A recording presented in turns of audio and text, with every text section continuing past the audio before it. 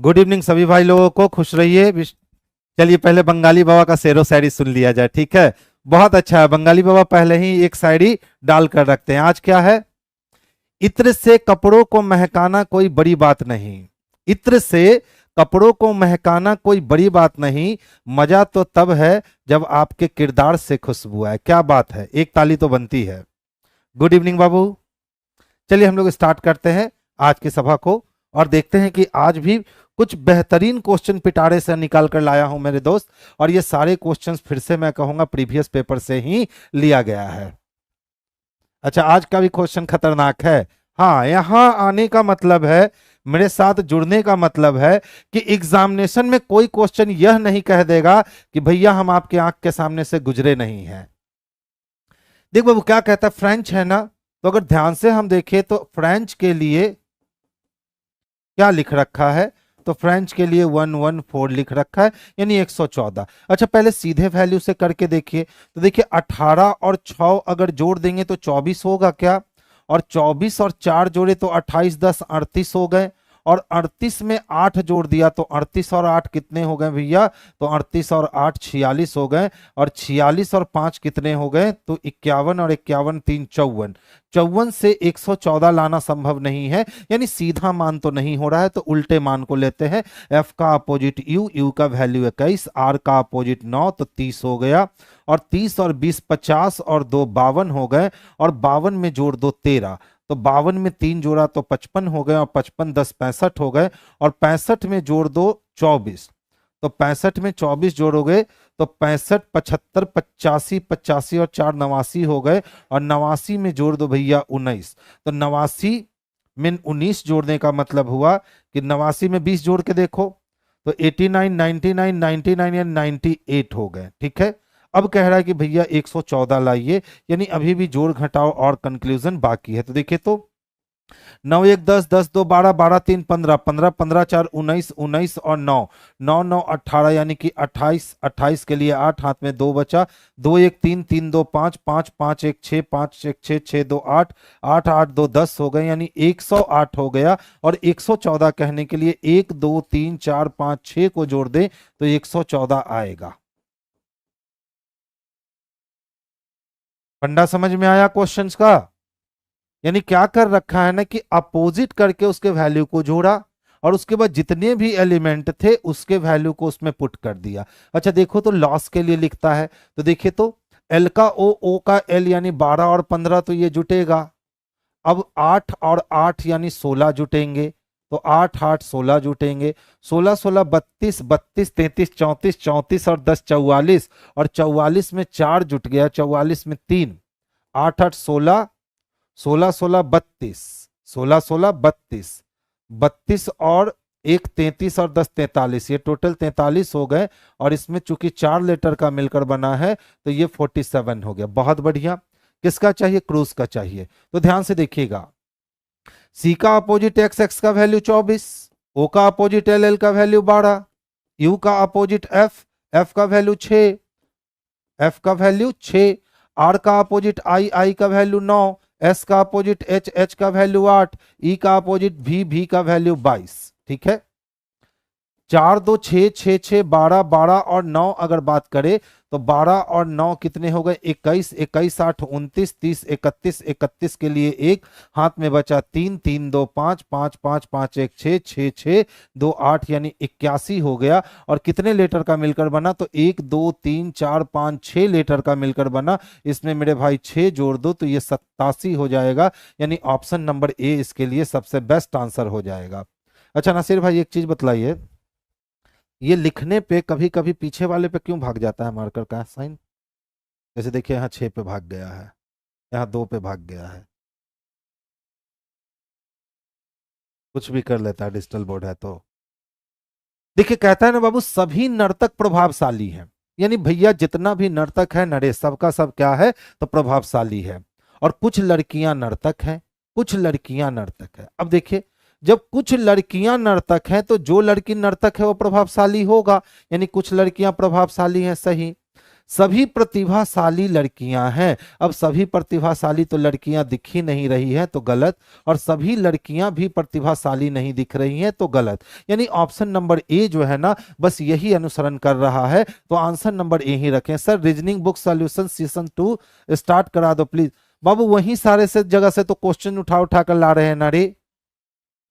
देखिए जितने भी नर्तक है बुक में सारे क्वेश्चन टफ थोड़ी ना है, उसमें 70% क्वेश्चन इजी है और 30% क्वेश्चन जो है वही टफ है। तो उसी 30% क्वेश्चन में से मैं यहां 70% क्वेश्चन लेता हूं और इस 70% क्वेश्चन में से मैं यहां 30% क्वेश्चन लेता हूं। तो आपके लिए गेम आसान है। सभी नर्तक क्या हैं तो प्रभावशाली हैं, और कहता है कुछ लड़कियां सर नर्तक हैं। तो बाबू कुछ लड़कियां जब नर्तक हो गई तो कुछ लड़कियां प्रभावशाली भी तो होंगी। सभी प्रभावशाली लड़कियां हैं। क्या हमको सारी की सारी प्रभावशाली लड़कियां दिखती हैं तो नहीं दिखती है सर।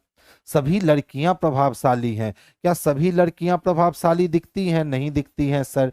यानी कौन सा सही है तो ऑप्शन नंबर ए जो है यही सही है। अच्छा देखो तो ध्यान से 541 है और 14 है और 733 लाना है। ठीक है, अगर हम 737 में से 541 को माइनस करें तो ये 6 हो गया, और ये 13 में से 4 गए तो 9 हो गए, और 6 में से 5 196 बच गया। 196 किसका स्क्वायर होता है 14 का, इसीलिए ये 14 लिखा है। ठीक है, लॉजिक मिल गया। यानी पहले वाले और लास्ट वाले को आपस में माइनस कर लो, माइनस करने के बाद जो आया है वो स्क्वायर है, तो किसका स्क्वायर है तो 14 का स्क्वायर है, इसीलिए 14 लिखा है। तो चलिए देखते हैं कि ये वाली बात मानने की नहीं। तो 895 है, और 895 में अगर आप 832 को माइनस करते हो तो 5 में से 2 गए तो 3 हो गए, और जैसे ही 3 यूनिट प्लेस आ गया तो ये तो 8 8 64 होना चाहिए, यानी यूनिट प्लेस इसका 4 होना चाहिए। तो ये वाली बात खत्म हो गई।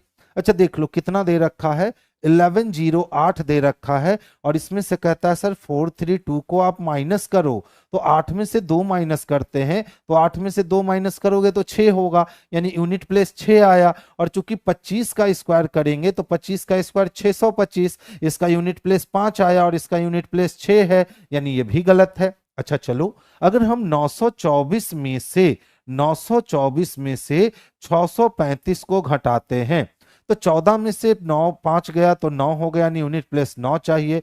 18 का स्क्वायर अगर करेंगे तो 8 8 64, यानी 324 आना चाहिए, यह भी गलत हो गया। अब जब तीनों गलत हो गए हैं तो डी नंबर को जाने से कोई रोक सकता नहीं है, यानी थोड़ा सा टाइम टेकिंग क्वेश्चन था, कैलकुलेशन अच्छा था। तो देखिए 16 में से अगर 7 जाएगा तो 9 बचेगा क्या, और 15 में से 9 जाएंगे तो 6 बचेगा क्या, और 7 में से 1 गया तो 169 किसका स्क्वायर होता है मेरे भाई, तो 169 13 का स्क्वायर होता है सर। इसका मतलब ऑप्शन नंबर डी जो है ना यही इसके लिए सबसे बेस्ट आंसर है। क्या हो गया बाबू पुष्पेंद्र राजपूत जी, सर पीडीएफ कहां से मिलेगा इसका। बाबू इसका पीडीएफ के लिए आप नवीन सर का टेलीग्राम चैनल डाउनलोड कर लो। ठीक है, टेलीग्राम पर जाकर आपको वहां से सारे पीडीएफ और बोर्ड पीडीएफ भी इस टेस्ट को लेने के बाद बोर्ड पीडीएफ भी आपके पास चले जाएंगे। बाकी बच्चों के पास जा रहा है ना, जल्दी से बताओ तो कमेंट करके। पीडीएफ अच्छे से पहुंच जा रहा है, बोर्ड पीडीएफ अच्छे से पहुंच जा रहा है ना सभी लोगों को, जल्दी से बताओ। अब देखो इस सब टाइप के क्वेश्चन में तो भैया कोई दम ही नहीं होना है। अब समझ लो ना कि ये सब जो क्वेश्चनवा देता है ना वो फ्री में देता है। ये वो बच्चा लोग के लिए देता है जो बच्चा कमजोर है, तो उसको भी थोड़ा सा ऑक्सीजन मिलते रहता है, बस इसीलिए ये क्वेश्चन देता है। तो बताओ अपने जगह पे ई चेंज होगा क्या, तो पहला लेटर तो पी हो ही नहीं सकता, पहला लेटर पी हो ही नहीं सकता। अपने जगह पे एल चेंज होगा, दोनों में है। बी चेंज होगा, दोनों में है। और बी के बाद तो तीसरे नंबर पे चौथे नंबर पे ए आएगा। यहां देख लो चौथे नंबर पे टी दे रखा है, यानी बी भी गलत हो गए, और ऑप्शन नंबर सी इसके लिए सबसे परफेक्ट आंसर हो गए। चलिए बहुत बढ़िया, आ रहे हैं पीडीएफ समय से, बहुत बढ़िया। नेक्स्ट वन देखोगे। अच्छा देखिए, कहता है ना कि कविता के 3 बेटे हैं, तो ये 3 बेटा बाबू कौन कौन है रे, तो राम है, रजत है और रमेश है। अब पूछा क्या है भैया, तो पूछता है बताएं कि जय का ईना से क्या संबंध है, यानी ईना को पहुंचा देना है जय के पास। ध्यान से समझिएगा क्या कह रहा हूं। ईना को पहुंचा देना है जय के पास। अगर हमने ईना को जय के पास पहुंचा दिया तो भैया रिलेशन मिल जाएंगे कि आंसर क्या होगा। तो देखिए, आ जाइए, ईना को पकड़िए। ईना कहीं दिखती है? बेटी ईना है, तो किसकी बेटी ईना है? तो कहता है कि अभिराम की शादी रानी से हुई है, जिनकी बेटी ईना है। यानी अभिराम बाबूजी हैं ईना के और रानी मम्मी है ईना की। तो अभिराम पापा और रानी मम्मी मिल गई। अब कहता है रजत के बेटा अभिराम है, यानी रजत जो है ना, ये पिताजी का पिताजी है, यानी दादाजी है।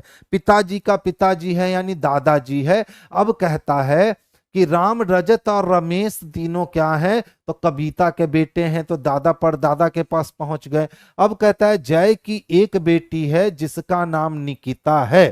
तो जय की एक बेटी है जिसका नाम क्या है? निकिता है। और मुकुल के दादा जय हैं। तो बताइए, यहां मुकुल राम का बेटा है ना, तो राम को तो हम दादा माने हैं, तो मुकुल चाचा हो गया। और चाचा जो हो गया, मुकुल के दादा जय हैं। तो चाचा का जो दादा होगा वो तो क्या हो जाएगा? तो मेरे भाई परदादा हो जाएगा। तो ऑप्शन नंबर 1 यानी जय जो है ना, वो इना का परदादा है। जय इना का कौन है? तो परदादा है। डायरेक्ट वहीं से बना सकते हो। जब इसकी आदत होगी तो देखो कितना काम करने से आप बच गए ना, मैं वो दिखा रहा हूं। देखिए, कोई कविता है और कोई कविता के 3 बेटे हैं। वो कविता के 3 बेटे कौन कौन है? तो एक राम है, एक रजत है, और एक कौन है? तो रमेश है। ठीक है। अब कहता है मुकुल राम का बेटा है। तो मुकुल किसका बेटा है? तो मुकुल जो है ना बाबू, ये राम का बेटा है। फिर कहता है मुकुल के दादा जय हैं। तो मुकुल के दादा जब जय हैं तो जय कविता का पति होगा। फिर कहता है जय की एक बेटी है जिसका नाम निकिता है। तो जय की एक बेटी भी है जिसका नाम क्या है? तो निकिता है। ठीक है। अब कहता है रजत के बेटे अभिराम की शादी रानी से हुई है। तो रजत का कोई बेटा है, वो कौन है? तो अभिराम है। अभिराम है। और जिसकी शादी किससे हुई है? तो रानी से हुई है। अब कहता है जिनकी बेटी इना है, और रानी और अभिराम की बेटी कौन है? तो इना है। प्रश्न पूछे गए, बताएं कि जय का, किसका? जय का, जय का किस से? तो इना से क्या संबंध है? आप पहले इतना काम करोगे, इतना काम करने के बाद अब आप कहोगे अगर हम इना हैं तो ये मेरे पिताजी और पिताजी के पिताजी यानी दादाजी और दादाजी की मम्मी परदादी और परदादी के जो पति होंगे वो परदादा होंगे। तो हम आंसर क्या लगाएंगे? परदादा लगाएंगे। और एक व्यक्ति क्या कर रहा है कि यहीं से यहीं इस क्वेश्चंस को तोड़ते हुए आगे जा रहा है, उसको पेन तक उठाने की जरूरत नहीं पड़ रही है। तो ये वाले भाई साहब अगर 20 सेकंड में बना सकते हो तो इसको बनाने में आपको 40 सेकंड लगेंगे ही लगेंगे, क्योंकि ये ज्यादा फास्ट है यहीं से यहीं ब्लड रिलेशन को बनाना। ठीक है। हमारा काम आपको समझाना है। अगर मैं आपको समझा रहा हूं तो इसका मकसद यही है कि आप ज्यादा से ज्यादा एग्जाम में क्वेश्चंस को क्रैक कर सको और कम से कम समय में क्वेश्चंस को क्रैक कर सको। सर रीजनिंग का कोई रिवीजन बैच है कि ऑफलाइन में?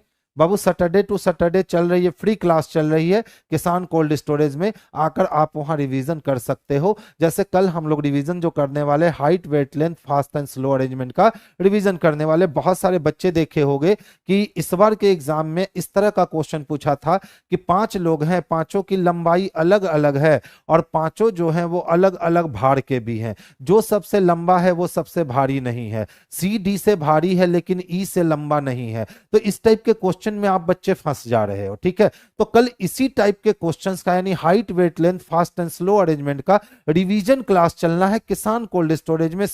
दोपहर में 1 बजे से लेकर के 3:30 बजे तक 2.5 घंटे की टोटल वो बैच होगी और कल ही वो पूरा का पूरा height, weight, length, fast and slow arrangement जो है वो फिनिश हो जाएंगे। नेक्स्ट वन देखोगे।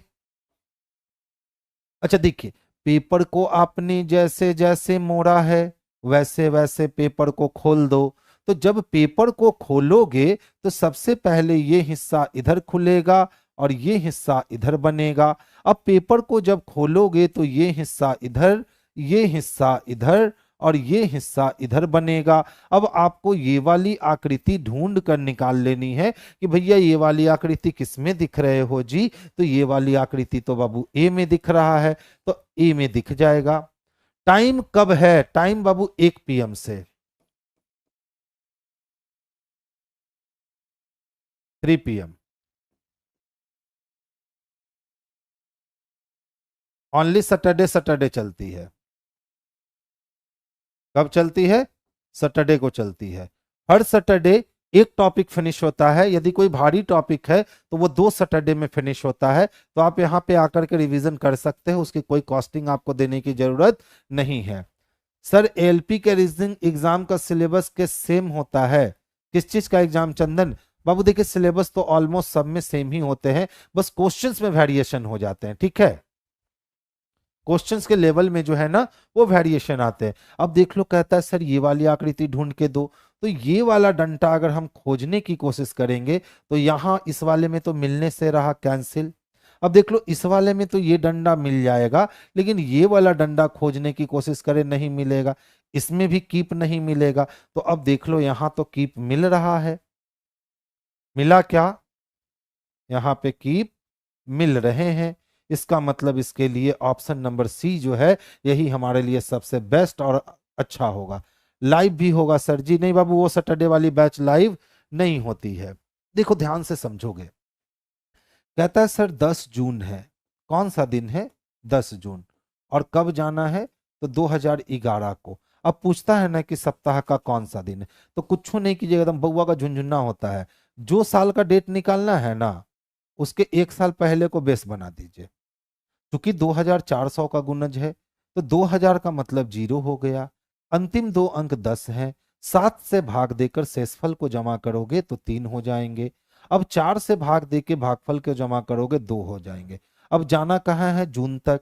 तो देखो अप्रैल तक चले जाओ, एक कहाँ तक चले जाओगे? तो अप्रैल तक जाओगे तो 1, और मई हो गया 3, और जून में बोला 10, 10 का मतलब 3। ठीक है, तो 3 3 6 6 1 7 3 2 5, और 5 का मतलब मेरे भाई होता है फ्राइडे। तो आंसर क्या हो गया? तो शुक्रवार हो गया। आसानी से हम लोग शुक्रवार आंसर कर सकते हैं। नेक्स्ट वन देखिए, एक ही पासे को खोल दिया। अब कहता है उन घनों का चयन करे जो दी गई सीट के लाइनों को मोड़कर बनाया जा सकता है। तो सबसे पहले ध्यान से समझिएगा, अगर इसको हम बेस बनाते हैं तो ये वाला डॉट इधर आएगा क्या? और ये वाला खाना तो इधर आएगा। जब ये खाना इधर आएगा, इसका मतलब है कि ये इस तरह से मुड़ा, तो ये 2 को कहाँ जाना होगा? पीछे। अब इसको कहाँ आना होगा? नीचे। और ये फ्रंट वाला आएगा ऊपर। यानी 1 नंबर हम बना ही नहीं सकते, कितना भी कोशिश कर लो। अच्छा देखिए, अगर इसको हम इस तरह से पलट दें तो इस वाले पार्ट को अगर हम यहाँ रखते हैं तो ये वाला डॉट यहाँ आएगा, और ये वाला ब्लैंक इधर चला जाएगा। और जैसे ही ये वाला ब्लैंक इधर जाएगा तो ये 2 उठ करके ऊपर आने वाला है, क्योंकि हमने इसको ऐसे पलटा है। तो ये भी बनने को तैयार नहीं है।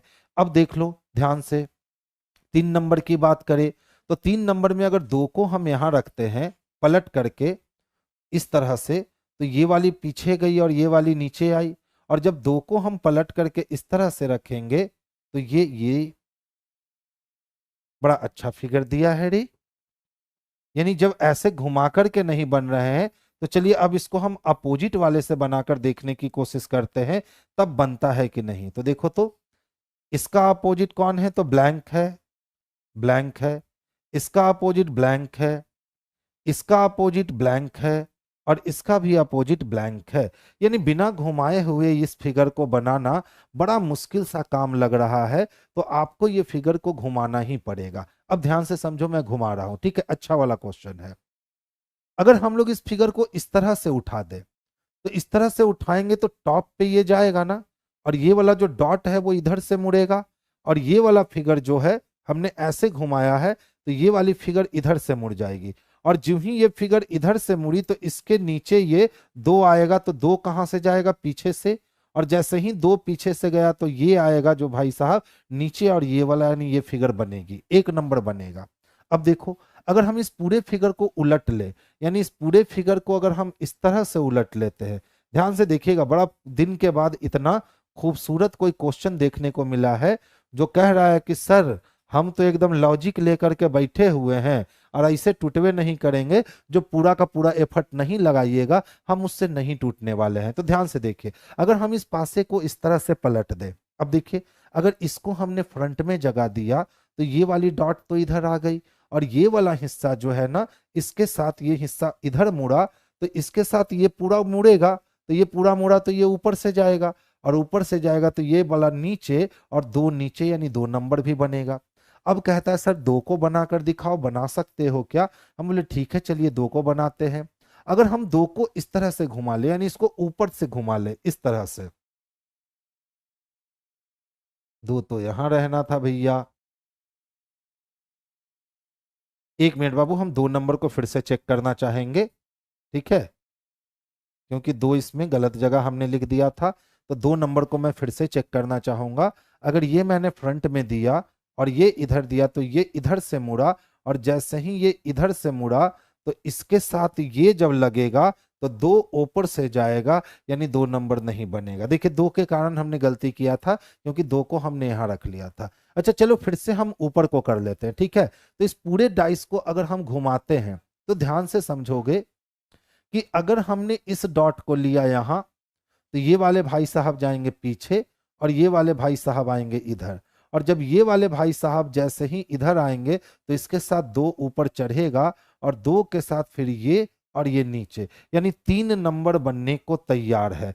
तो 1 बनने को तैयार है, 3 बनने को तैयार है। 4 की बात करें, अच्छा देखो डॉट को अगर हम मुड़ा लेते हैं और डॉट को यहां रखते हैं, तो इस वाले फिगर को हम नीचे भेजेंगे, और ये फिगर जैसे ही नीचे जाएगा तो ये खाली वाला फिगर पीछे आएगा, और पीछे आएगा तो ये साथ में लगेगा, और इसके बाद इसके ऊपर ये, यानी 4 नंबर बनेगा।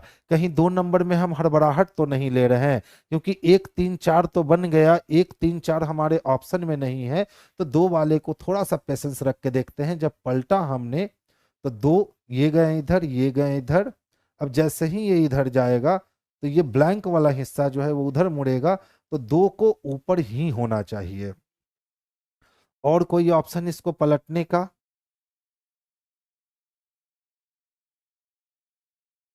अगर इसको हम इस तरह से लाते हैं तो इधर सही, इधर सही, और इधर से अगर इसी को सीधा छोड़ देते हैं तो इधर जाना चाहिए ब्लैंक, इधर जाना चाहिए ये, ऊपर 2 नीचे और इधर। फिर इसको अगर पूरा को रोटेट कर दे तो पूरे को रोटेट करने पर, चूंकि ये वाले के बाद ये था, और इसको अगर हम पूरा इधर से रोटेट करेंगे तो इधर से रोटेट करने पे आएगा और 2 नीचे चला आएगा। लो भाई साहब 2 भी बन रहे हैं। तो आंसर क्या हो गए? तो आंसर इसके ए हो गए। अपलोड नहीं हुआ है, एकदम हो जाएगा। हाँ बाबू 2 भी बन गया। अब इसने क्या किया ना कि पूरा का पूरा सिस्टम को घुमाया, और घुमा करके फिर घुमा दिया। हम लोग घुमाकर चेक कर रहे थे, लेकिन घुमाकर फिर नीचे नहीं घुमा रहे थे, तो नीचे घुमाने पे ये 2 भी बन जाएगा। एकदम कह सकते हैं माइंड ब्लोइंग क्वेश्चन है, यानी फंटास्टिक क्वेश्चन है, माइंड ब्लोइंग क्वेश्चन है। इतना समय हमको लगवा दिया, इसका मतलब ये क्वेश्चन अच्छा है। देख लो, तो ये तो सब लोग बनाएगा भैया, अंग्रेजी शब्दकोश में आता है। तो देखिए, तो सबसे पहले I double L I double L I double L I double L I double L, सबसे पहले क्या मिलेगा जी? तो ई वाले को बताइए। तो ई वाले में जी आई दे रखा है, जी आई दे रखा है, और जी ए दे रखा है। तो सबसे पहले 2 नंबर जाएगा, ये कैंसिल, ये कैंसिल, ये कैंसिल। एक ही ऑप्शन मिला जो ऑप्शन नंबर ए में स्पष्टता दिखता है। तो आंसर हम लोग ऑप्शन नंबर ए को करने वाले हैं। एग्जाम में ये सब क्वेश्चंस को स्किप करना नहीं बाबू, अगर बनाने की आदत है ना तो ये सब क्वेश्चंस को बाद में बनाएंगे, जब देखेंगे। तो ऐसे वो क्वेश्चन हमेशा नहीं फंसता है। कभी कभी क्या होता है ना कि क्वेश्चन सेटर अव्वल दर्जे का कॉन्सेप्ट लगा देता है कि जब तक पूरा नहीं घुमाओगे ना तब तक बनोगे ही नहीं। तो ऐसे क्वेश्चंस को हमेशा बनाना चाहिए। कभी कभी धोखा देता है, हमेशा ये क्वेश्चन धोखा नहीं देगा। अच्छा देखो तो बाबू, बी को बच्चा किससे मिलाना है? सी से। तो बी किसको जानता है? डी को। और डी किसको जानता है? सी को। तो यहाँ डी के पास मुंह बंद है और यहाँ डी के पास मुंह खुला है, यानी रिलेशन बनेगा और बी ग्रेटर होगा। तो बी ग्रेटर है तो सही। बोलोगे सर कैसे हो गया? तो देख लो, बी जो है वो बड़ा है डी से, और डी भाई साहब थे ना जो बड़ा थे सी से। तो ग्रेटर और ग्रेटर में मेरे भाई ग्रेटर स्ट्रांग होगा, तो बी ग्रेटर है सी से, तो सही हो गया। अब कहता है सर ई को डी से मिलवाओ। तो देखो, ई को अगर हम डी से मिलवाने जाएं तो ग्रेटर इक्वल और फिर ग्रेटर, तो ग्रेटर इक्वल और ग्रेटर में ग्रेटर स्ट्रांग होगा, यानी सही होना चाहिए था ई ग्रेटर है डी से, और यहां दे रखा है ई लेसर है डी से, यानी ये गलत हो गया। तो केवल एक निष्कर्ष निकलता है, और केवल एक निष्कर्ष जो है वो स्पीड में हम कह सकते हैं कि सर ऑप्शन नंबर डी में दे रखा है, तो आंसर हम लोग इसका ऑप्शन नंबर डी लगा लेंगे। ठीक है, देखिए ध्यान से, अच्छा क्वेश्चन है, एकदम बहुत ही बेहतरीन क्वेश्चन है और आपका ये एलपी में पूछा गया क्वेश्चन है। ठीक है, तो ध्यान से समझिएगा। एलजी के पीएच और जेड 2 4 2 6 लोग एक ही बहुमंजिला इमारत की 8 मंजिलों पर रहते हैं। तो लोग कितने हैं? तो 2 2 4 2 6 है। और मंजिलों की संख्या कितनी है? तो 8 है। 8 लोग, 6 लोग, 8 मंजिल, ना इंसाफी हो गया।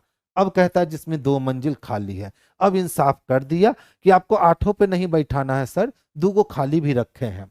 इमारत में सबसे नीचे वाली मंजिल 1 है, इसी तरह ऊपर 2 3 4 है। तो सबसे पहला काम क्या करो ना कि 1 से लेकर 8 तक, 1 से लेकर 8 तक आप सबसे पहले मंजिल ही बना लो। 1 से लेकर 8 तक आप सबसे पहले मंजिल बनाओ। 1 2 3 4 5 6 7 और ये 8 हो गए 8 मंजिल। अब जैसे जैसे कहता है आप वैसे वैसे काम स्टार्ट कर दो। अब देखो क्या कहता है, एच मंजिल क्रमांक 1 पर रहता है।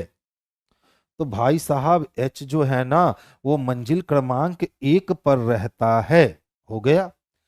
के मंजिल क्रमांक 2 पर रहता है और पी मंजिल क्रमांक 8 पर रहता है। तो के मंजिल क्रमांक 2 पर रहता है और पी मंजिल क्रमांक 8 पर रहता है।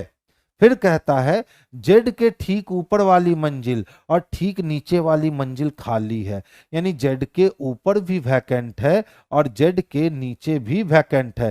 तो बताओ जेड के ऊपर खाली, जेड के नीचे खाली, तो जेड यहां हो नहीं सकता, जेड यहां हो नहीं सकता। यानी अब जेड के 3 ही पोजीशन बचे, या तो 6 या तो 5 या तो 4। आगे चलते हैं। जी की मंजिल उस मंजिल के ठीक ऊपर है जिसमें एल रहता है। तो एल कहां रहता है नहीं मालूम, लेकिन जहां भी एल रहेगा उसके जस्ट ऊपर वाली मंजिल पे जी रहेगा। फिर कहता है और जी की मंजिल पी के मंजिल के ठीक नीचे भी है और जी की मंजिल पी के मंजिल के ठीक नीचे भी है। तो जी की मंजिल के नीचे एल की मंजिल है।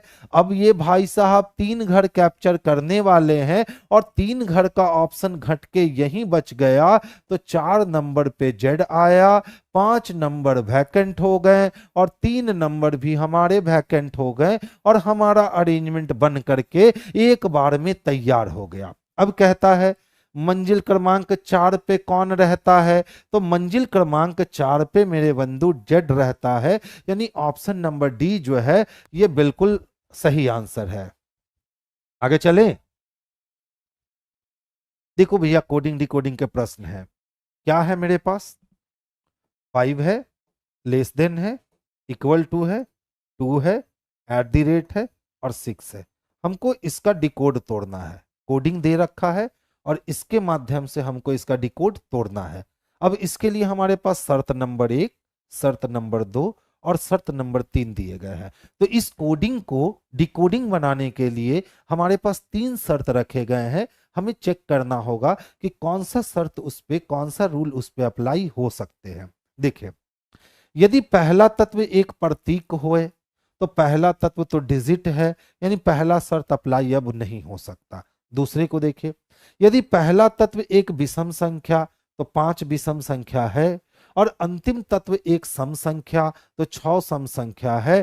तो इन दोनों के कूट को परस्पर बदल दिया जाना चाहिए, यानी 5 और 6 का पोजीशन चेंज कर देंगे।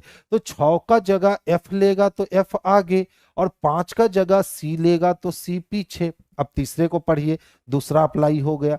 यदि दूसरे और तीसरे तत्व दोनों पूर्ण वर्ग है तो दूसरा और तीसरा पूर्ण वर्ग नहीं है, यानी तीसरा अप्लाई नहीं हो रहा है। तो बीच वाले अक्षर को जैसे है ना वैसे उतार लो। तो देख लो, लेसर के लिए आप ई को मेंशन करोगे, इक्वल टू के लिए आप जी को लिखोगे, 2 की बात करें तो आपको पी मेंशन करने हैं और एट द रेट ऑफ की बात करें तो आपको टी मेंशन करने हैं। इसका मतलब है कि F E G P T C चाहिए। देख लो, F E G PTC option number B में स्पष्टता देखने को मिल रहा है। तो आंसर हमारा ऑप्शन नंबर बी हो जाएगा। 12 नंबर एक बार फिर से, कुछ नहीं था ना रे बच्चा 12 नंबर में, इसमें कहाँ कुछ था? अच्छा बता, कितने इमारत थे? तो 8 थे, 8 मंजिल थे। 1 मंजिल, 2 मंजिल, 3 मंजिल, 4 मंजिल, 5 मंजिल, 6 मंजिल, 7 मंजिल और 8 मंजिल थे। एक मंजिल पे कौन रहता है?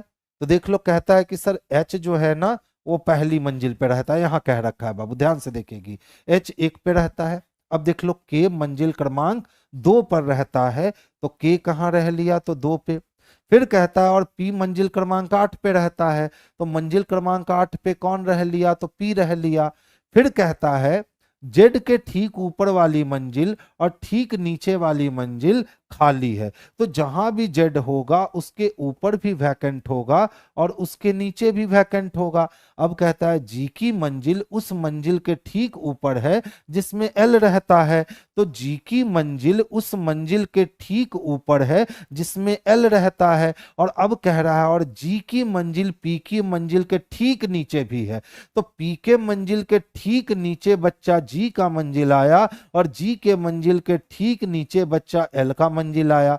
अब जेड के ऊपर भी वैकेंट और जेड के नीचे भी वैकेंट, तो जेड को 5 पे रख नहीं सकते, जेड को 3 पे रख नहीं सकते, तो जेड को 4 पे रखना पड़ेगा। तो जेड के ऊपर भी खाली है और जेड के नीचे भी खाली है। एकदम बउआ का झुनझुन्ना वाला क्वेश्चन था और फिर भी आप कहते हो सर दोबारा बना दो, ये तो गजब है। नेक्स्ट वन देखोगे, देख बाबू क्या कहता है।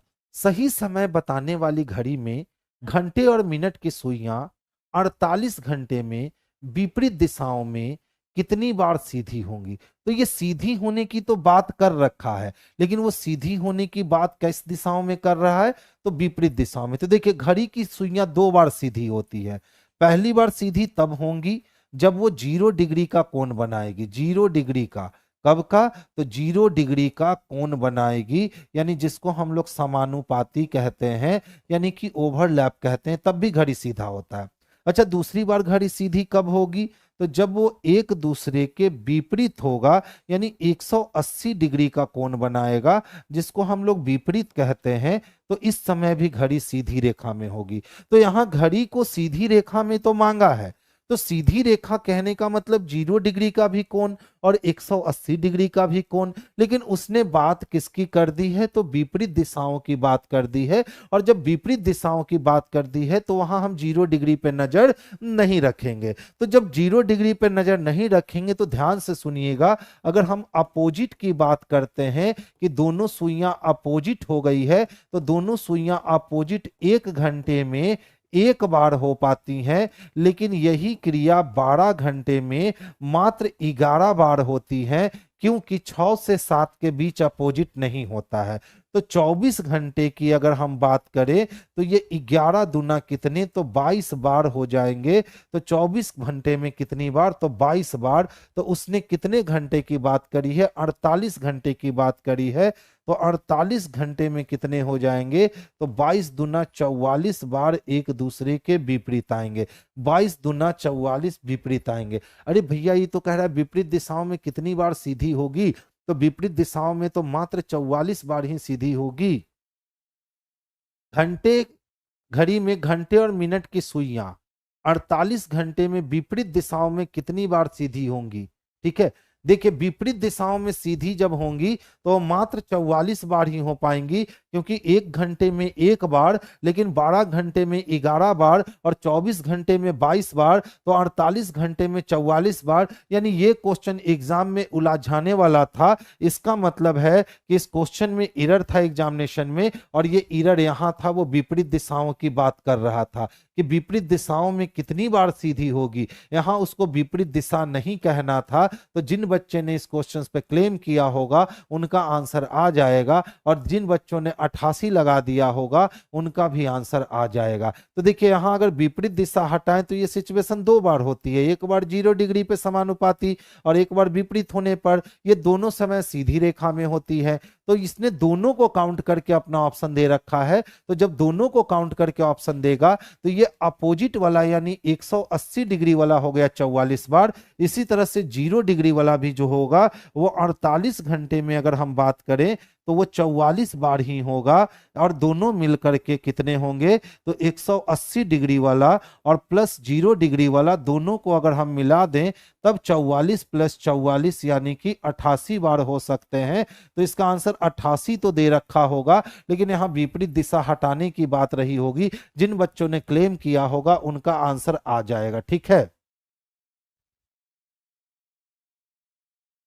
Opposite direction. अरे पागल, यही तो समझा रहे हैं। अच्छा बताइए, ध्यान से समझिएगा, ये घड़ी है, घड़ी में कितने बज रहे हैं, 1 बज रहे हैं। जब ये मिनट की सुई चलना स्टार्ट करेगी, चलते चलते चलते चलते चलते चलते कभी ना कभी तो इस घंटे वाली सुई पे आएगी ना, और घंटे वाली सुई पे आएगी तो देख लो घड़ी सीधी रेखा में हो गई, क्योंकि अब आपको ये मिनट वाली सुई तो दिखने से रही, मिनट वाली सुई दिखने से रही। तो एक आएगा 1 बज के 5.5 मिनट पे वो कैसी हो जाएगी तो सीधी हो जाएगी। लेकिन यहां विपरीत नहीं होगी, यहां कैसे होगी, समानुपाती होगी। कैसे होगी, समानुपाती होगी। अब देखिए, अब हम विपरीत लेके जा रहे हैं तो कभी ना कभी तो वो समय आएगा 1 से 2 बजे के बीच। 1 से कितने बजे के बीच, 2 बजे के बीच। यानी 1 रहा यहां, 2 रहा यहां, 3 रहा यहां, इसी तरह 8 यहां रहा, 9 यहां रहा और 7 यहां रहे। तो कभी ना कभी एक सिचुएशन ऐसा आएगा, एक सिचुएशन ऐसा आएगा 1 और 2 बजे के बीच, जब वो एक दूसरे के क्या हो जाएगा, विपरीत हो जाएगा। तो जब विपरीत होगा तो हमने बताया था 5 को गुना करो किससे, 5 का मतलब कितना हो गया, तो देख लो। 1 का मतलब कितना, तो 1 में कितना जोड़ोगे 6, तो 6 1 7 हो गए, 7 का मतलब हो गया कितना तो 35 मिनट, और 35 मिनट को 12/11 से गुना करोगे तो ये कितने हो जाएंगे तो 420/11 हो जाएंगे, यानी 38.2/11 मिनट आएगा। तो दूसरा समय जो है वो 38.1/11 मिनट आएगा, 38.2/11 मिनट पे आएगा, जब घड़ी की दोनों सुइयां एक दूसरे के विपरीत होगी। इसी को कहा जाता है बाबू विपरीत दिशा। इसी को क्या कहा जाता है, तो विपरीत दिशा कहा जाता है। तो वही उसने देखो क्या कह रखा है, क्वेश्चन ने स्पष्ट रूप से कह रखा है कि सही समय बताने वाली घड़ी में घंटे और मिनट वाली सुई 48 घंटे में विपरीत दिशाओं में कितनी बार सीधी होगी। तो जब विपरीत दिशाओं में सीधी होगी, यानी ये जो समानुपाती वाला समय ले रहे हैं वो समानुपाती वाला समय नहीं देना होगा, और जब समानुपाती वाला समय नहीं देना होगा इसका मतलब विपरीत वाला समय देना होगा। तो ये प्रोग्राम 1 घंटे में 1 बार, 12 घंटे में 11 बार, और 24 घंटे में 22 बार, और 48 घंटे में कितनी बार तो 44 बार होगा। यानी ये क्वेश्चन एरर था। जिन बच्चों ने क्लेम किया होगा कि सर आप विपरीत दिशा कैसे कह सकते हो, उनको उनका आंसर बिल्कुल मिल गया होगा। ठीक है, नेक्स्ट वन देखो। अच्छा देखिए, आप लोग के लिए एक गुड न्यूज है। जो भी आपके छोटे मित्र बंधु हैं, जो भी आपके छोटे भाई बहन हैं, प्लेटफॉर्म बाय नवीन कुमार सिंह पे रीजनिंग की मेरी यानी मेरी खुद की फाउंडेशन बैच आ रही है। ये बैच आपकी 27 जुलाई 2024 से आ रही है। ये बैच कब से आ रही है, 27 जुलाई 2024 से आ रही है। इसकी टाइमिंग बहुत बेहतरीन है, सुबह 9 बजे से 10 बजे तक ये बैच चलनी है, और ये बैच फुल्ली ऑफलाइन मोड में चलनी है। और ये किसान कोल्ड स्टोरेज सेंटर साईं मंदिर के नजदीक मुसल्लापुर हाट पटना 6 में चलनी है। आप ध्यान से देख लो, जो भी आपके मित्र बंधु या छोटे बंदे कलीग हैं, आप उनको मेरे पास इस बैच में भेज सकते हो। इस बैच की ड्यूरेशन 7 to 8 मंथ होगी। अब बोलोगे सर इतना लंबा क्यों, तो देख लो इस बैच में दशहरा और दीपावली की छुट्टी जो है ना वो भी इसी बैच में इंक्लूड हो जाएगी। अब आप खुद समझ सकते हो कि 7 से 8 महीने अच्छे कंटेंट और अच्छी क्वालिटी देने में 7 से 8 महीने लग ही जाते हैं। तो एक बार ये मेरी गारंटी है कि इस बैच को कर लेने के बाद, इस बैच को कर लेने के बाद जो भी बच्चे होंगे वो आपको एक ही चीज कहेंगे कि भैया दीदी अब मेरा रीजनिंग बहुत अच्छा हो गया है, हम रीजनिंग से स्कोर करने लगे हैं, क्योंकि इसमें मेरी अपनी अपडेटेड मटेरियल है। ठीक है, अपनी अपडेटेड मटेरियल है, इसमें मेरा अपना एक अलग कॉन्सेप्ट है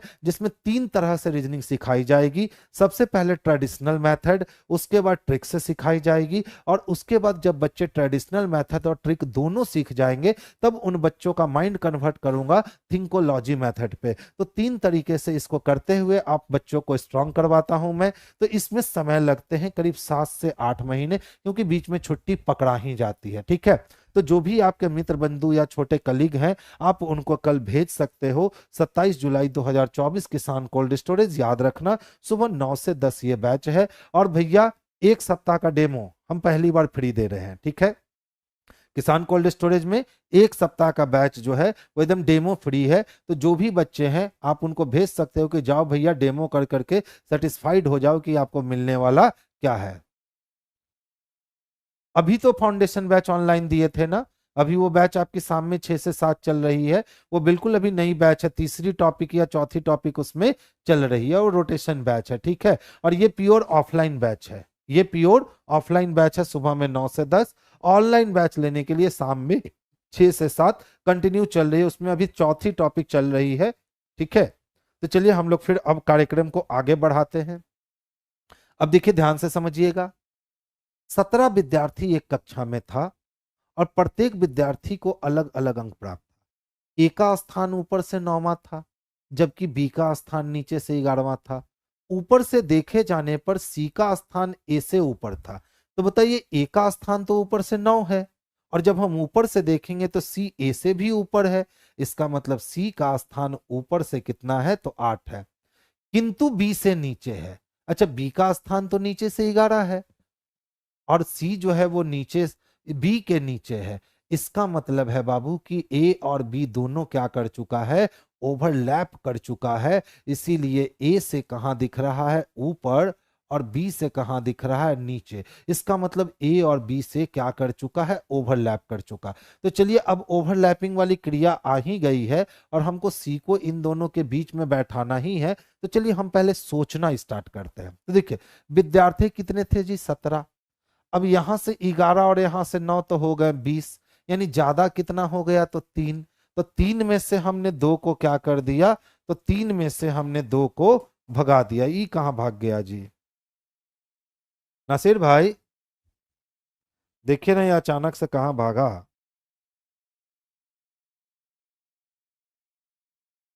अचानक से बोर्ड भाग गया,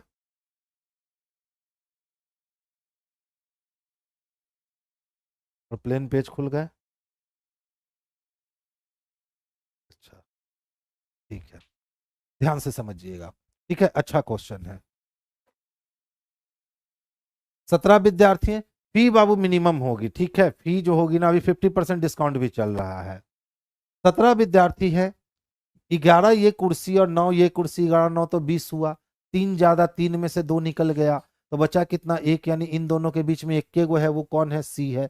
अब कहता है सर बताइए कि ऊपर से सी का स्थान कौन सा होगा। तो ये तो ऊपर से सी का स्थान पहले ही हम लोग निकाल चुके थे कि ए का स्थान ऊपर से 9 है, और ए का स्थान जब ऊपर से 9 है और सी जो है, सी का स्थान ऊपर से है, तो 8वां होगा ऑप्शन नंबर ए।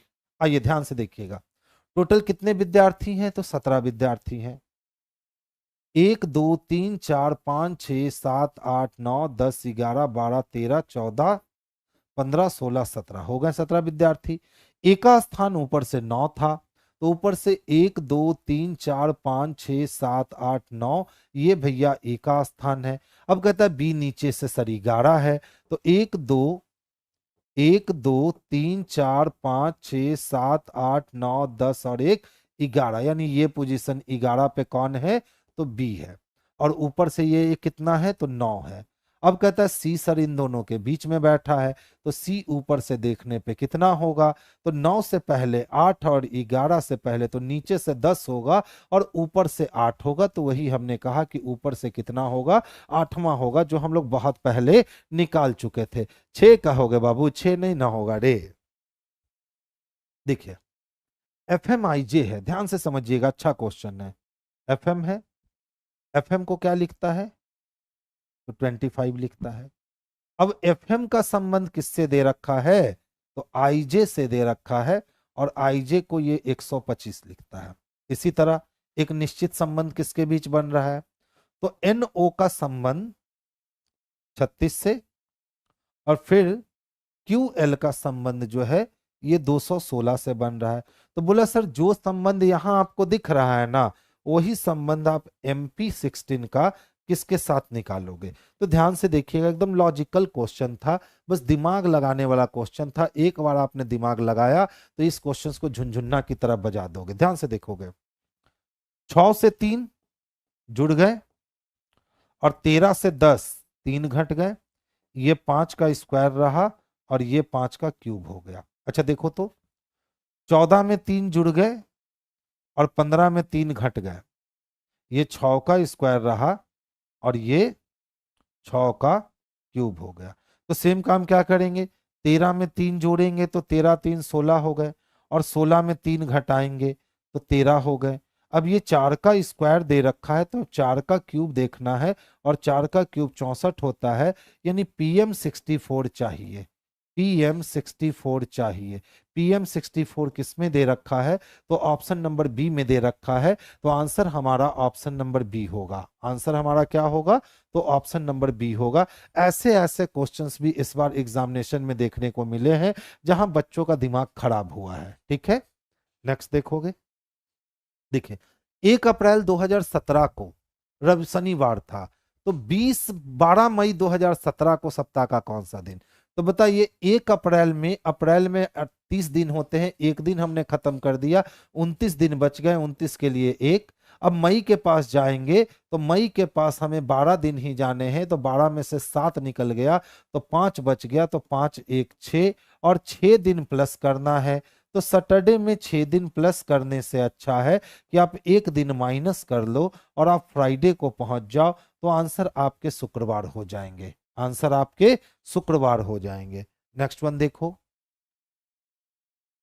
खुश रहिए बाबू, खुश रहिए रोही। नेक्स्ट देखिएगा, 6 4 10 10 8 18 18 और 2 20 और 20 3 23 माइनस 10 13 हो गया।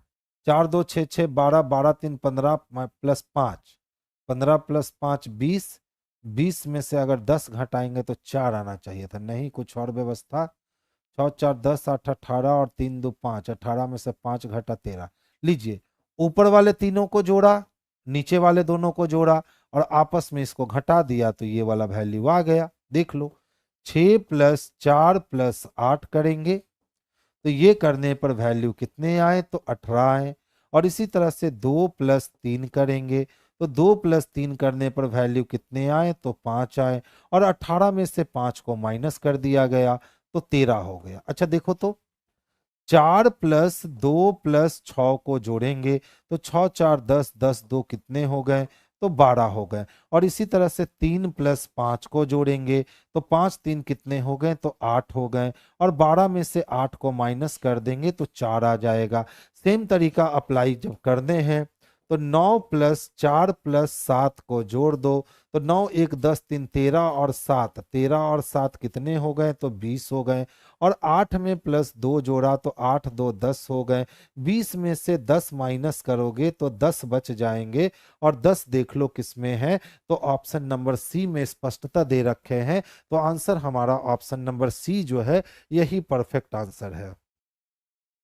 अच्छा बताइए, 1 अप्रैल से 12 मई जाना है, तो 1 अप्रैल से, अप्रैल 30 दिन का महीना होता है, इस 30 दिन में एक दिन घटा दिए तो अप्रैल में 29 दिन और जाना पड़ेगा। 29 दिन जाने का मतलब है 7 चक्को 28 दिन खत्म हो जाने, तो अप्रैल से एक दिन बच जाएंगे, तो वही अप्रैल के लिए एक लिया। अब मई में आपको 12 दिन ही सफर तय करने हैं, क्योंकि अप्रैल के बाद मई आता है। आपने 7 से भाग दिया तो 7 एकम 7 कट गया, और यहाँ 5 बच गए, तो पूरा का पूरा मई में आपको 5 दिन और जाना होगा। तो 5 और 1 कितने जाने होंगे, तो 6 दिन जाने होंगे, और ये 6 दिन प्लस में जाने होंगे। तो जब शनिवार से एक दिन 2 दिन, 3 दिन, 4 दिन, 5 दिन और ये 6 दिन आप आगे जा रहे हो, तो ये संडे हुआ, ये मंडे, ये ट्यूसडे, ये वेडनेसडे, ये थर्सडे और ये फ्राइडे हुआ ना। तो ये सैटरडे से जो आप 6 दिन आगे गए हो, उससे अच्छा था कि सैटरडे से एक दिन पीछे आते, तब भी आपको फ्राइडे का दिन ही मिलता। यही काम यहाँ बाबू हमने किया था, इससे ज्यादा हमने कोई काम यहाँ नहीं किया था। ठीक है, नेक्स्ट वन देखोगे।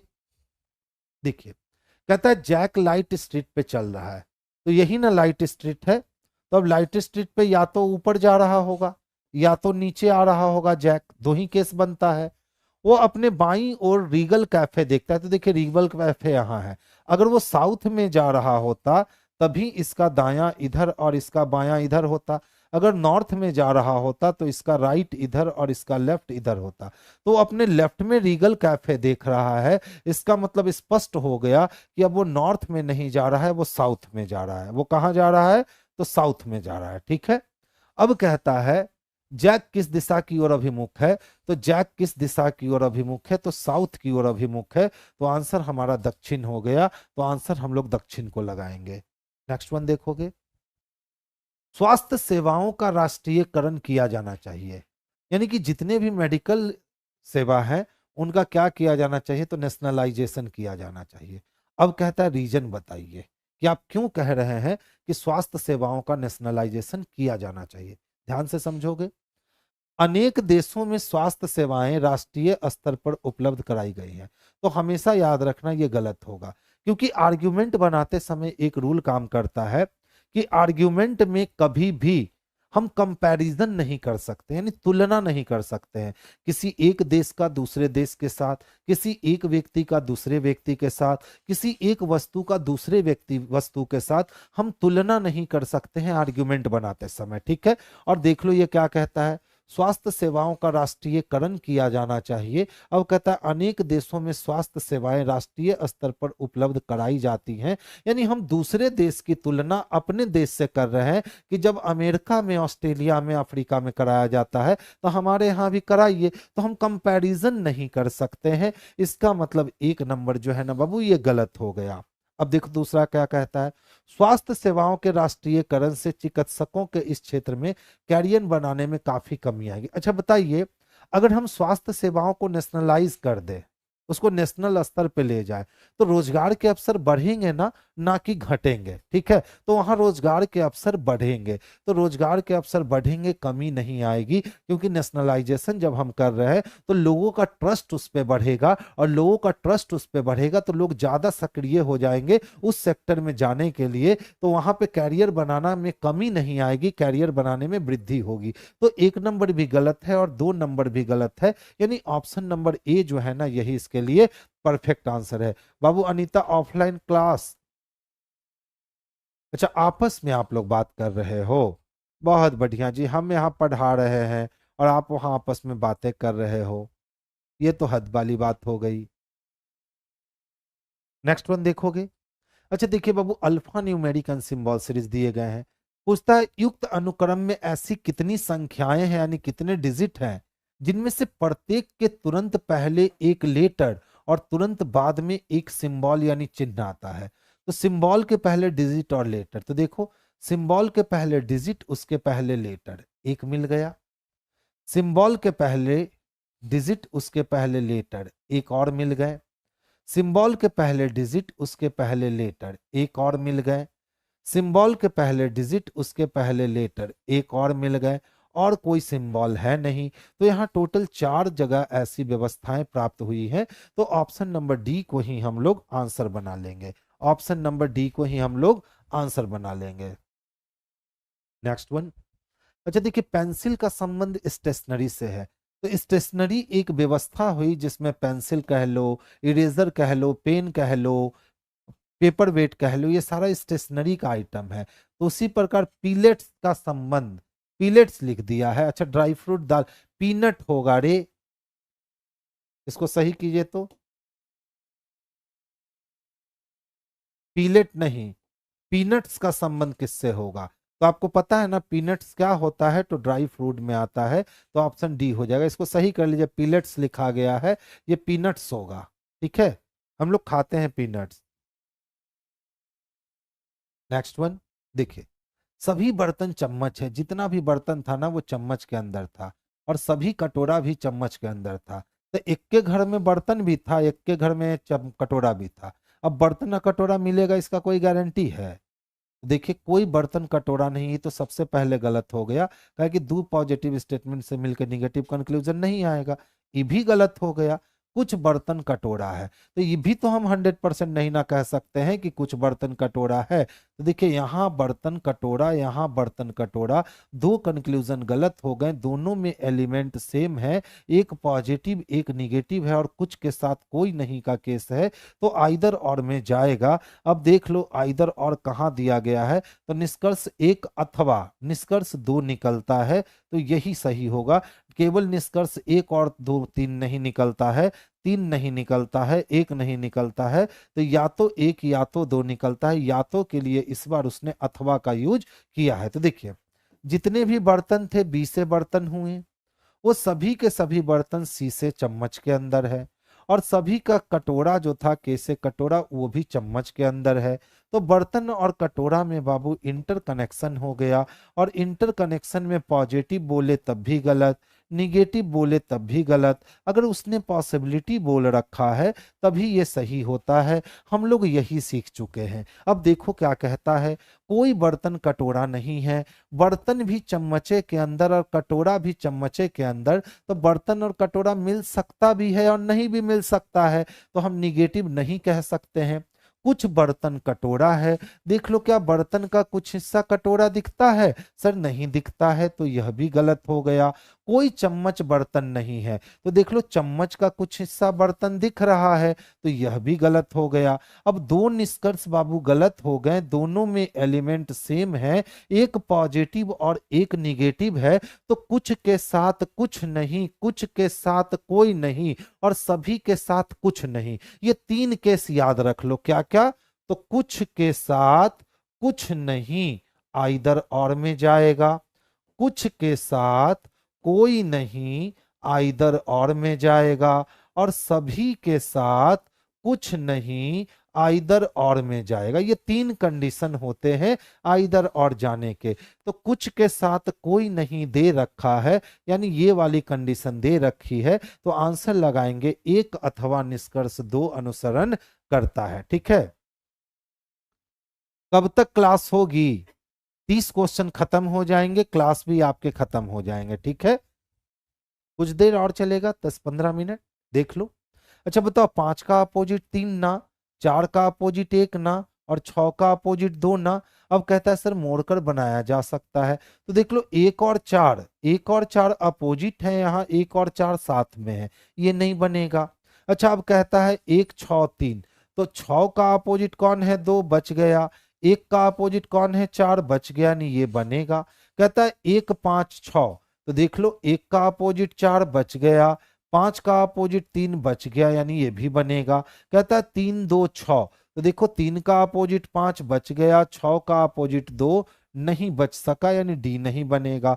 तो बी और सी बनेंगे। बी और सी किसमें दे रखा है? तो बाबू ऑप्शन नंबर डी में दे रखा है रे। तो आंसर हमारे लिए ऑप्शन नंबर डी जो है यही सबसे परफेक्ट आंसर होगा। रंजन कुमार यादव जी, क्या समझ में नहीं आ रहा? आप समझने की कोशिश ही नहीं कर रहे हो। अगर इतने लोगों को समझ में आ रहा है और आपको समझ में नहीं आ रहा है, तो फिर हम आपके लिए नहीं है। सिंपल सा फंडा है, ध्यान से समझिएगा। अच्छा इस टाइप के क्वेश्चन में क्या कभी हम लोग काट कर बनाएंगे? नहीं ना, हमको एक फिलर है तो हमको फिलर की तरह ही इसमें काम करना है। तो आइए ध्यान से समझिएगा। देखिए तो यहाँ डबल डब्ल्यू दिखता है और उसके बाद एस दिखता है, यहाँ ट्रिपल डब्ल्यू दिखता है और इसके बाद एस दिखता है। अच्छा यहाँ भी एस दिख रहा है, अगर मैं यहाँ एस डाल दूं तो ट्रिपल डब्ल्यू ट्रिपल एस होगा क्या? तो जब यहाँ डबल डब्ल्यू दिख रहा है तो यहाँ डबल एस रख सकते हैं ना, तो यहाँ भी डब्ल्यू के बाद एक एस, तो W S double W double S triple W triple S. तो अब ट्रिपल डब्ल्यू 4W और 4S होगा। तो बाहर क्या क्या निकल के आया, तो चलिए हम लोग देख लेते हैं कि बाहर क्या क्या निकल करके आया। तो सबसे पहले 1W तो WS, फिर 2W 2S, फिर 3W 3S, फिर 4W 4S, यानी WSSW यही हमारे पास बाहर निकल के आया। तो WSSW ऑप्शन नंबर सी में स्पष्टता दे रखा है। तो आंसर हमारे लिए ऑप्शन नंबर सी जो है यही सबसे बेस्ट और यही सबसे परफेक्ट आंसर बनने वाला है। नेक्स्ट क्वेश्चंस की ओर मूव करेंगे। अच्छा देखिए, तो 109 से 114 अगर जाने हैं, अगर हम 5 जोड़ लें तो पहुंच सकते हैं क्या? ठीक है। और 114 से 139, 9 में से 4 गया, 5 बच गए, और फिर 2 में से 1 गया, नहीं 3 में से 1 गया, 2। देख लो भैया, यहाँ पे आप अगर 25 जोड़ लोगे ना तो आपको 139 मिल जाएंगे। यानी 109 में 5 जोड़ने पर 114 आया, और अब 5 का स्क्वायर 25 जोड़ने पर 139 आए। तो चलिए सबसे पहले 5 जोड़ते हैं। 268 में 5 जोड़ेंगे नहीं। अच्छा देखो तो 313 में यदि हम 5 जोड़ लेते हैं तो 318 मिलेगा, और 318 में आप 25 जोड़कर देखो तो अप्लाई हो रहे हैं क्या? तो 8 5 13 के लिए 3, हाथ में बचे 1, 2 1 3 3 1 4, और 3 के लिए 3, यानी सी नंबर में अप्लाई हो गया। तो आंसर भी हमारा ऑप्शन नंबर सी जो है यही सबसे बेस्ट और सबसे परफेक्ट आंसर जाएगा। आगे चले, नेक्स्ट वन देखेंगे। अच्छा देखिए क्या कहता है, निम्नलिखित श्रृंखला में वाट के स्थान पे आने वाली आकृति का चयन कीजिए। तो ध्यान से समझिएगा, ये सर्किल पहले नॉर्थ वेस्ट कोने से साउथ वेस्ट कोने पे आया, फिर ये नॉर्थ ईस्ट वाले कोने पे आया। तो अब ये सर्किल जो है ये नॉर्थ ईस्ट में आने वाला है। अब सर्किल का कलर वाला हिस्सा देखो, पहले ऊपर था, उत्तर में था, फिर पश्चिम में हुआ, और फिर दक्षिण में हुआ। तो इसका मतलब तय है कि अब कलर वाला हिस्सा पूरब में होगा। ये वाली ऑप्शन कैंसिल हो गई। अच्छा इस पेंटागन को देखो, ये पेंटागन जो है वो इस वाले छोर पर आकर नीचे मुड़ गया, फिर इस वाले छोर पर आकर नीचे मुड़ गया। तो अब इस वाले छोर पर आकर ये फिर से नीचे मुड़ जाएगा, और जब ये हम नीचे मोड़ेंगे इस वाले पेंटागन को, तो ये पेंटागन कुछ इस तरह से रिएक्ट करेगा। सभी में है, कोई नहीं काट सकते। अच्छा देखो ये ट्रायंगल को देखो, पहले गया सीधा रहा, फिर ऊपर गया सीधा रहा। तो अब इस साइड ना ट्रायंगल आएगा, यानी इस साइड ट्रायंगल चाहिए, और वो ऊपर ही चाहिए। तो ये वाली ऑप्शन कैंसिल हो गई, ये दोनों ऑप्शन बच गए। यानी चारों का चारों फिगर चेक करवा ही दिया। देखो एरो पहले ऊपर था, फिर नीचे, फिर ऊपर। तो अब एरो को नीचे आना पड़ेगा, और एरो नीचे आया तो बी नंबर कैंसिल हो गए, और ए नंबर हमारा आंसर हो गया। तो आंसर हम लोग किसको लगाने वाले हैं? तो ऑप्शन नंबर ए को लगाने वाले। अच्छा क्वेश्चन था, जब तक हमने चारों फिगर टच नहीं किया तब तक प्रश्न का आंसर मिल पाना संभव नहीं हो रहा था। नेक्स्ट देखोगे, कहता है सर दी गई आकृति में कितने त्रिभुज है? तो चलिए हम लोग त्रिभुज को काउंट करना स्टार्ट करते हैं। तो देखो तो यहां से आप कितने त्रिभुज निकाल सकते हो? तो बोलोगे सर 3 त्रिभुज निकाल सकता हूं। ठीक है। अच्छा देखो तो यहां से भी आप कितने त्रिभुज निकाल सकते हो?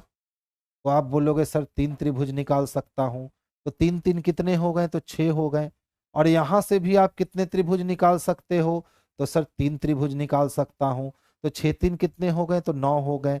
9 के बाद ये छोटा वाला त्रिभुज रहा 10, ये छोटा वाला त्रिभुज 11, ये छोटा वाला त्रिभुज 12। ठीक है। आपने अभी तक इधर से काउंट नहीं किया है, तो ये बड़ा वाला त्रिभुज हो गया 13, और इधर से ये बड़ा वाला त्रिभुज हो गया 14। यानी अभी तक आपने 14 त्रिभुज देख लिया। अच्छा देखो 14 के बाद ये रहा हमारा 15 नंबर का त्रिभुज, ये रहा हमारा 16 नंबर का त्रिभुज, ये रहा हमारा 16 और 3 कितने हो गए? तो 19 त्रिभुज यहां से मिल गए। 19 के बाद देखोगे तो ये रहा हमारा 20 नंबर का त्रिभुज, और 20 के बाद देखोगे तो ये बड़ा वाला रहा हमारा 21 नंबर का त्रिभुज। 21 के बाद हम चलते हैं, तो 21 के बाद देखो तो अगर यहां से मिलाओगे तो ये रहा हमारा 22 नंबर का त्रिभुज, 22 मिल गए। 22 के बाद फिर से अगर हम ध्यान से देखें तो 22 के बाद और भी कोई त्रिभुज मिल रही है क्या? इसको हम लोग काउंट कर चुके हैं, 22 तक तो हमने काउंट कर लिया। 22 के बाद देख लो, इस बड़े वाले को काउंट कर लिया, उसको काउंट कर लिया, इस बड़े को काउंट कर लिया, इस बड़े को काउंट कर लिया। अच्छा, 22 के बाद देखो, ध्यान से यहाँ देखना, हमने इसको अभी तक काउंट नहीं किया है। तो ये रहा 23 नंबर का त्रिभुज, ठीक है, और हमने इसको भी काउंट नहीं किया है। तो ये रहा हमारा 24 नंबर का त्रिभुज, और हमने इसको भी काउंट नहीं किया, इसको काउंट कर लिया है। तो 24 नंबर के त्रिभुज हो गए। और भी कोई मिल रहा है? 24 से आगे बढ़े तो 25 और 28, 24 नंबर का त्रिभुज मिल चुका है, 24 नंबर का त्रिभुज मिल चुका है। सबसे पहले इसको काउंट करो, तरीका बदल रहे हैं काउंट करने का, अच्छा फिगर है, ठीक है।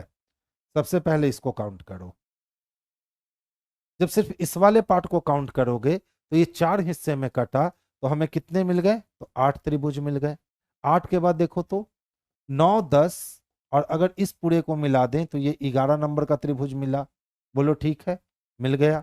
11 के बाद ये हमारा रहा 12 नंबर का त्रिभुज, ये हमारा रहा 13 नंबर का त्रिभुज, ये हमारा रहा 14 नंबर का त्रिभुज। तो अब त्रिभुज की संख्या कितनी हो गई? तो 14 हो गई।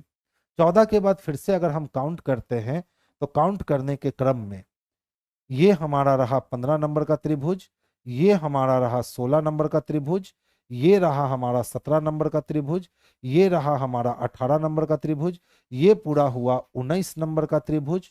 19 के बाद अगर देखोगे, 19 के बाद अगर हम देखें तो ये हमारा यहां से हो गया 20 नंबर का त्रिभुज।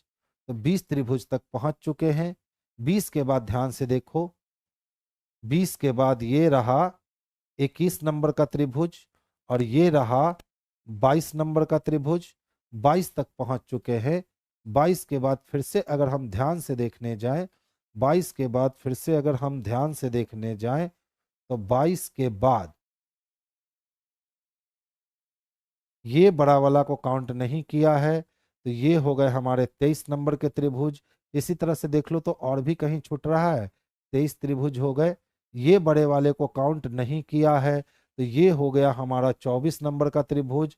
24 नंबर का त्रिभुज हो गया। 24 के बाद देखो और कोई त्रिभुज जो काउंट नहीं हुआ हो, 24 के बाद और कोई त्रिभुज जो काउंट नहीं हुआ हो, तो 24 के बाद और कोई त्रिभुज जो काउंट नहीं हुआ हो, 24, 24 तक तो आके रुक जा रहा है जी। 25, 26, 27, 28, या तो 25 या तो 28, क्योंकि 22 और 16 तो पार कर गए। कोई एक और ट्रायंगल जो अभी तक, हाँ देख लो, अभी तक नहीं झलकने वाला कहाँ दिखा? हमने इस क्रम में इसको नहीं काउंट किया था। तो ये हो गया 24 के बाद एक 25 नंबर का त्रिभुज। 25 से आगे जाएं तो काउंट हो चुका है।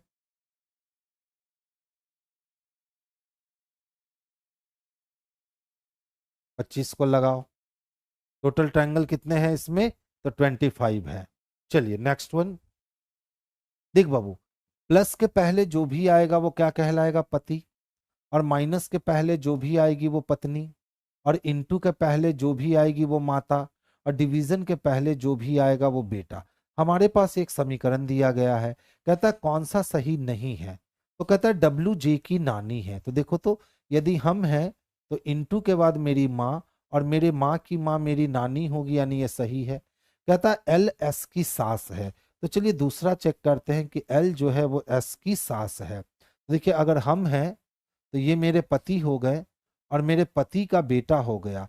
तो मेरे पति का बेटा जो होगा वो मेरा भी बेटा होगा, तो हम उसकी माता या पिता, हम उसकी माता होंगे। लेकिन ये कहता है एल एस की सास है, यही गलत है, क्योंकि एल एस की माता है, क्योंकि एल के पति का बेटा, तो पति का बेटा यानी अपना बेटा, तो अपना बेटा हमको माता बुलाएगा, और यहाँ सास कह रहा है, यानी यही गलत है। तो आंसर क्या हो जाएंगे? तो ऑप्शन नंबर सी। देखिए ध्यान से, वरुण का वंश से क्या संबंध है? तो वरुण को किसके साथ जोड़ना है? तो वंश के साथ जोड़ना है, ठीक है। तो देख लो, वरुण आर्य के पिता हैं, यानी आर्य क्या है? तो वरुण का बेटा है। अब आर्य की मां के पति मीना की मां के भाई हैं। तो आर्य की मां का जो पति है, तो आर्य की मां का पति यानी आर्य का पिता। इससे अच्छा है बना लो, आर्य की मां का पति कोई आर्य है, इसकी मां का कोई पति है, ठीक है, और मीना की मां का भाई है। तो ये कौन है? तो मीना की मां का ये शख्स भाई है। फिर कहता है मीना और कविता का भाई वंश है। अब मीना और कविता का भाई कौन है? तो वंश है।